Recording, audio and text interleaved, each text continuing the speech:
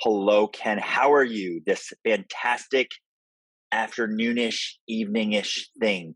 If you look at the background of my thing, it looks like I'm in Hawaii. Do you think that's Hawaii? What do you think it is? It looks pretty Hawaii to me. Yeah. Yeah, but it's fake. It's a fake background. In case you watch the video, that's completely fake background. But the interesting part is I actually am at the beach.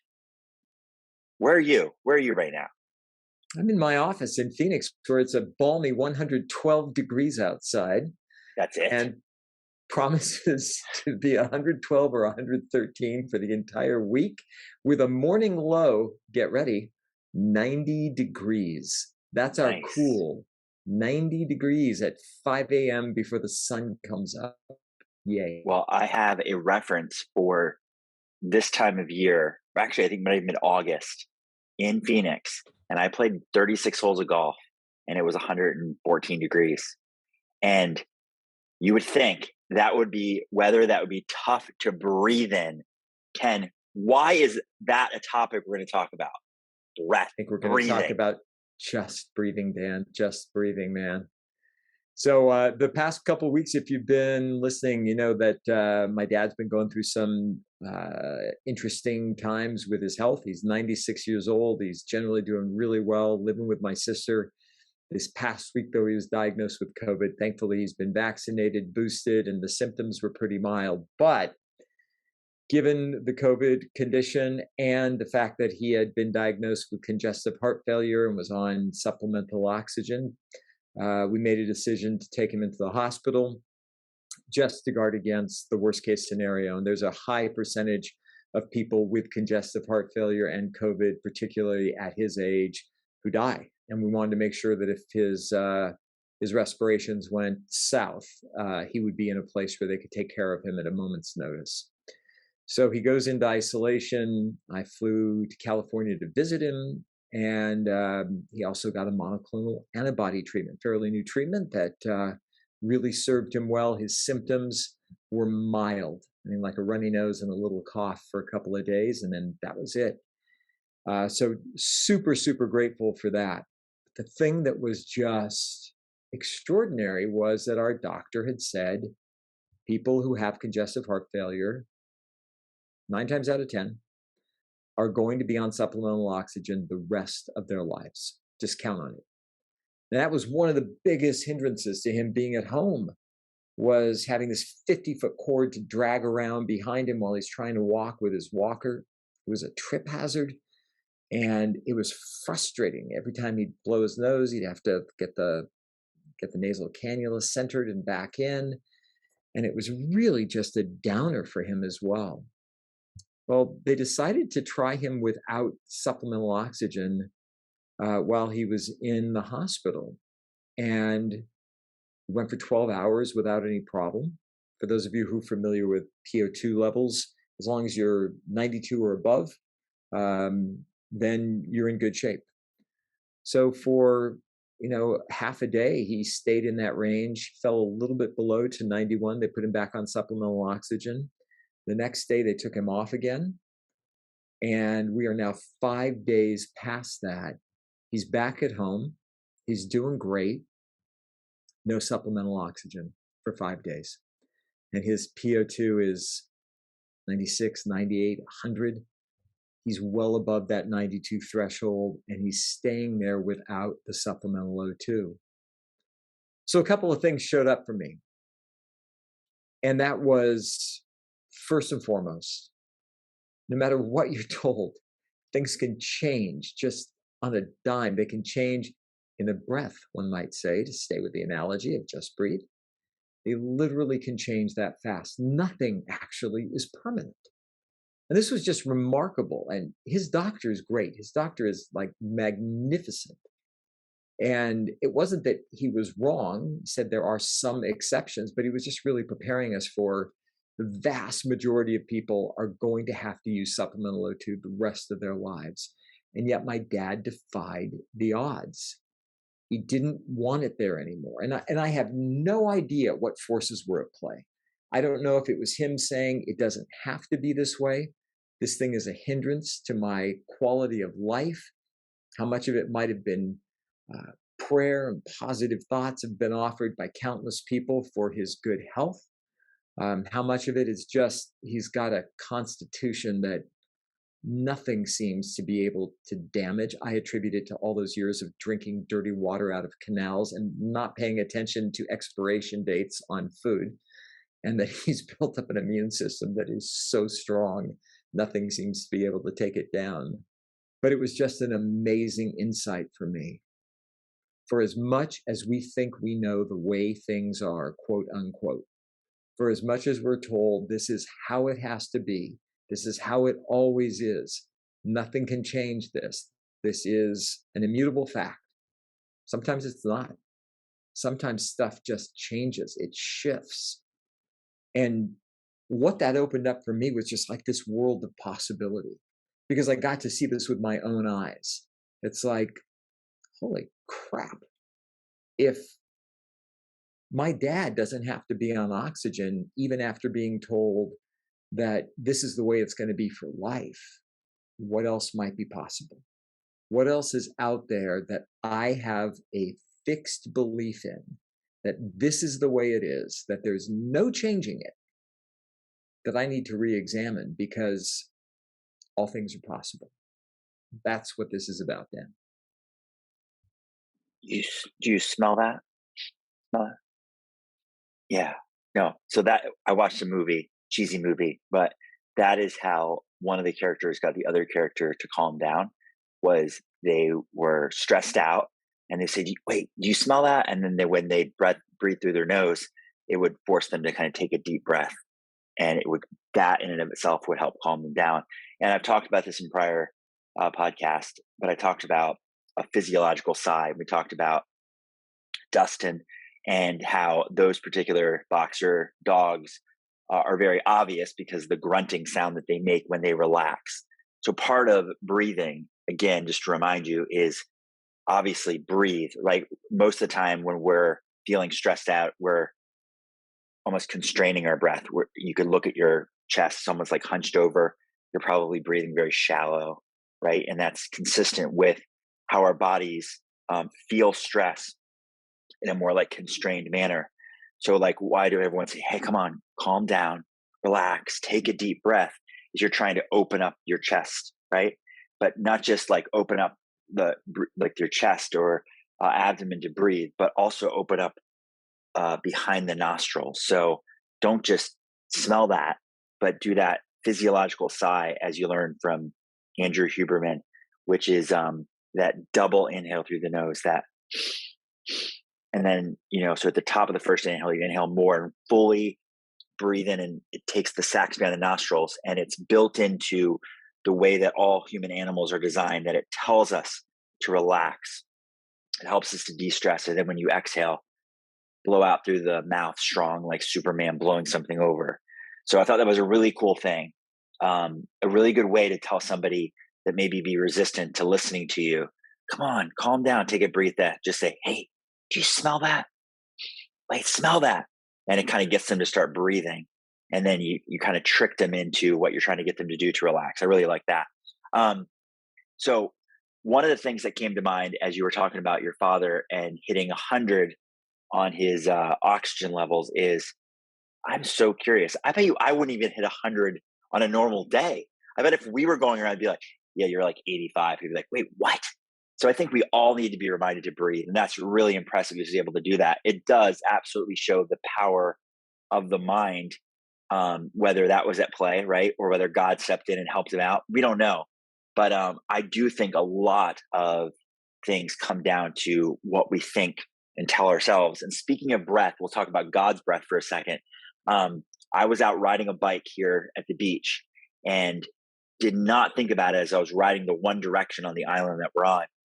But then definitely realized it as I turned to go back the other 2 miles back to where I started, and realized the wind was 20 plus miles an hour in my face. And was like, holy cow, this is so difficult to ride a bike like this. And I was riding with my daughter, who was literally probably 1,000 yards ahead of me. Just, I'm maybe not bothered by it, or bothered less than I was by it. And I decided at one point, I was like, nothing has any meaning except the meaning we give to it. So I decided to look at the wind as a help versus a hindrance. And I started to say this mantra. I say, the wind is helping. The wind is helping. The wind is helping. And just kept repeating that to myself. And I'm sure all it did was force me to pedal faster.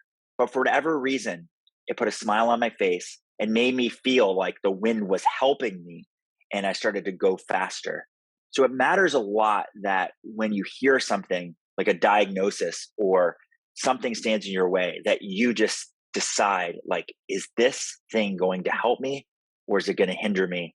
And I think we all want things to help us. So just change it, right? Just change it around and tell it how you can help you, and you'll notice the change very quickly.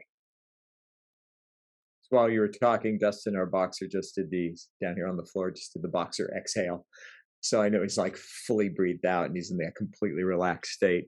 My PO2 was 97. My dad's was 100.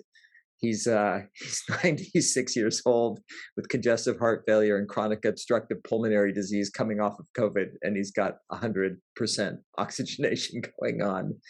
And I thought about what you're saying. He has been so deliberate about his breathing over these past several days.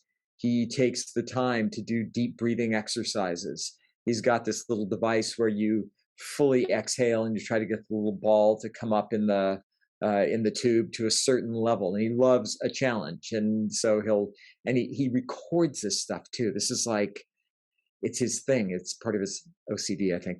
But he loves recording that stuff. He loves keeping track of it and then looking at his progress over time. It gives like some shape and form and function to his life.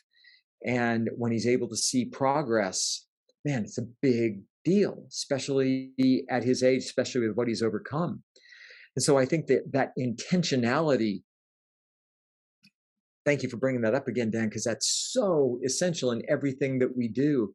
He steps into every day with the intention of breathing slowly and breathing deeply, with the intention of besting his last best performance on that little blowout ball machine thing, of making sure, and he does a breathing treatment every day that's just designed to help open up the alveoli in the lungs. And all I had to do was tell him once. It's like, Dad, we want to be super intentional about this. Deep, slow breath in, hold for a moment, and then exhale. And man, he just takes to that. He loves the idea of having an instruction that's going to help him achieve a goal. There is something in that that's super meaningful to him. If I do this, then this other thing will happen. And as every day, he's 4 or 5 times a day, we'll check his PO2 just to make sure it's doing well. He sees the results. He's motivated to keep going with what he's doing. And now we're starting to link things together for him. These breathing exercises help keep your PO2 up. And by the way, the exercises that you're doing with your physical therapist to strengthen your legs and your lower body as you start to build some muscle mass back, that's going to be beneficial for your oxygen content too. Anytime you can create links between seemingly disparate activities that all contribute to your betterment, it's just going to play to your advantage.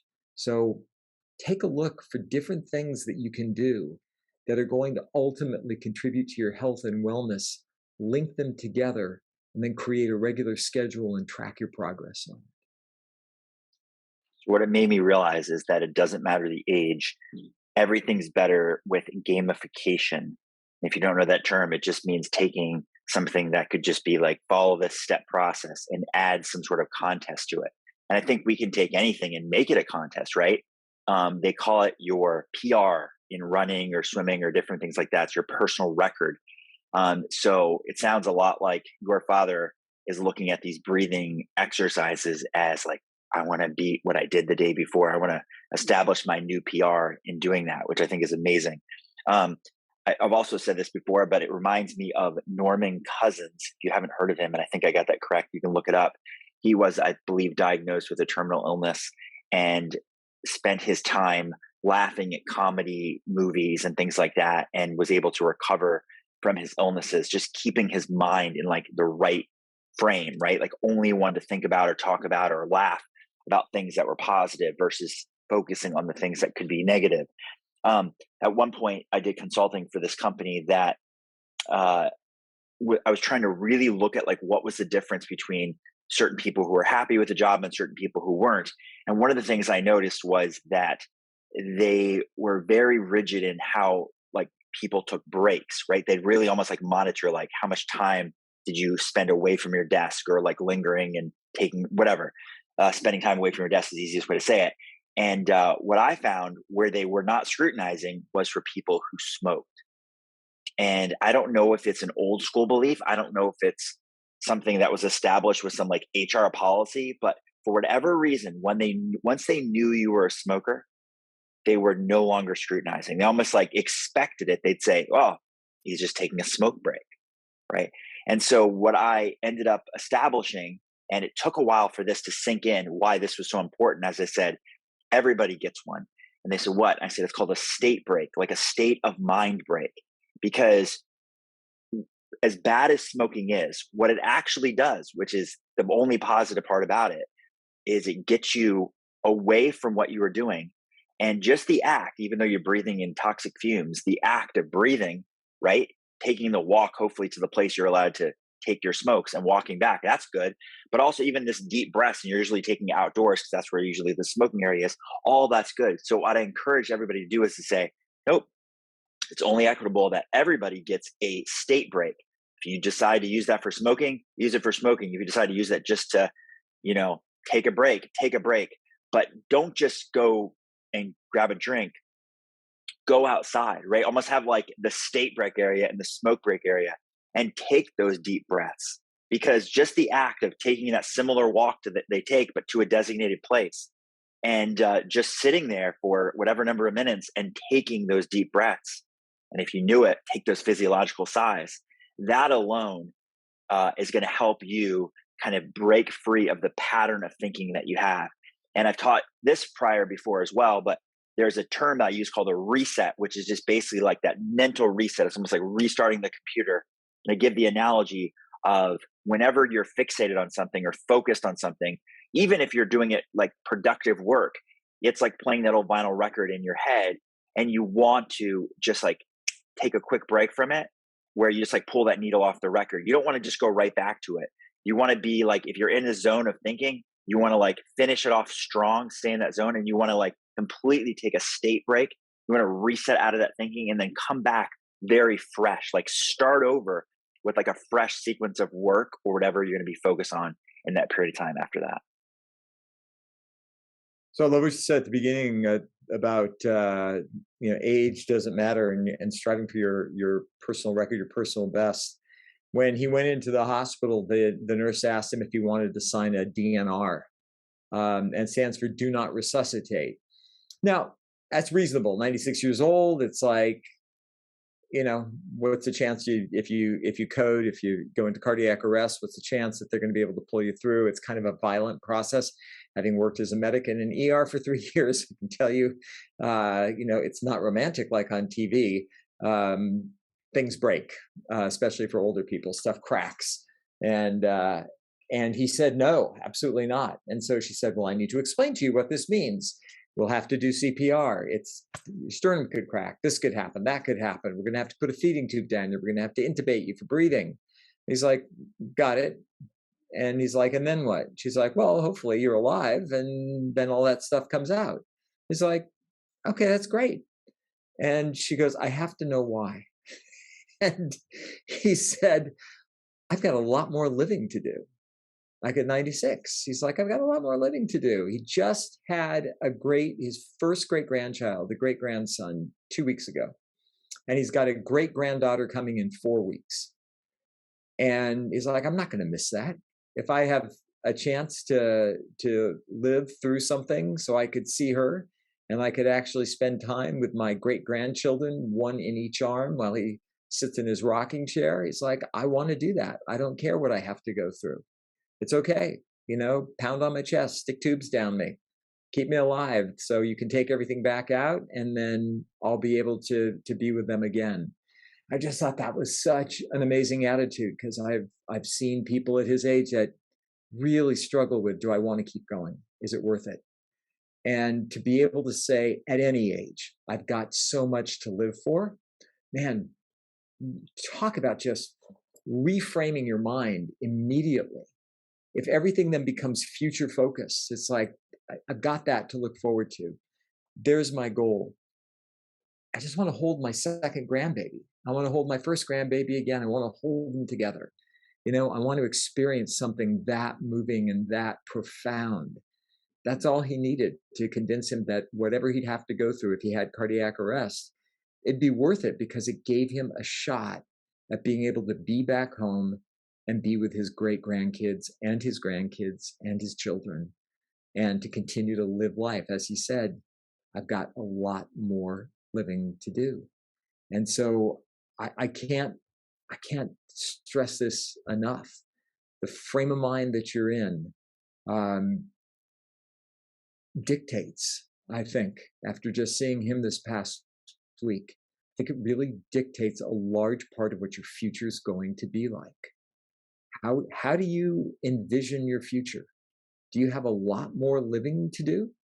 And if you don't, is there something that you could put out there in front of you that would enliven you, that would inspire you, and that would call you into a future that you want to be a part of? That's worth investing your time in. That's worth taking a look at.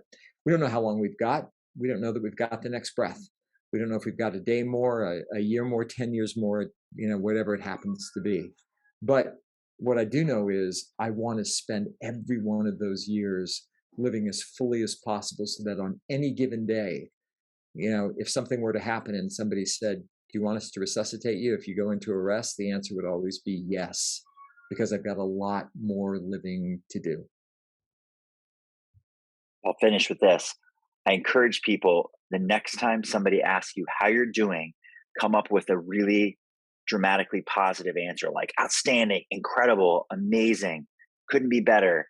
And then let them stop in their tracks and ask you why and say this. So you won't believe this. I woke up today and I was breathing.